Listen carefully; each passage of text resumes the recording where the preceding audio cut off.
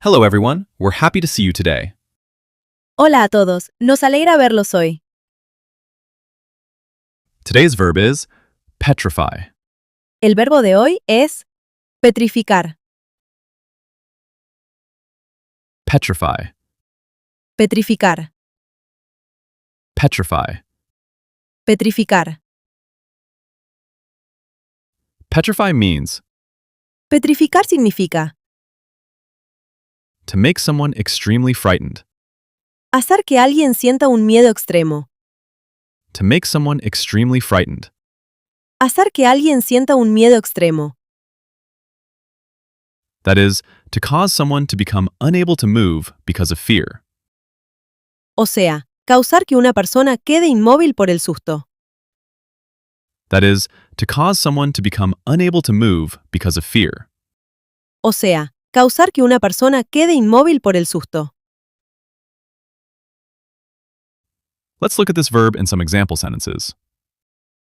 Veamos este verbo en algunas oraciones de ejemplo. The loud thunder petrified the little child. El fuerte trueno petrificó al pequeño niño. The loud thunder petrified the little child. El fuerte trueno petrificó al pequeño niño.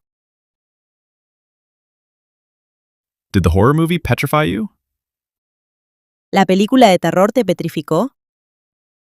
Did the horror movie petrify you? ¿La película de terror te petrificó? The sudden scream didn't petrify him. El grito repentino no lo petrificó. The sudden scream didn't petrify him. El grito repentino no lo petrificó. Don't let fear petrify your heart. No dejes que el miedo petrifique tu corazón. Don't let fear petrify your heart. No dejes que el miedo petrifique tu corazón. Now, let's test our understanding of this verb.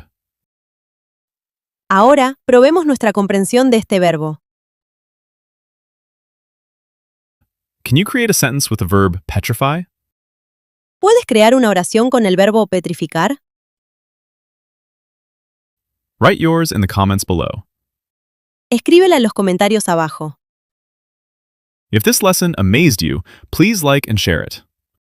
Si esta lección te sorprendió, por favor, dale like y compártela. Until our next exciting session. Hasta nuestra próxima sesión emocionante.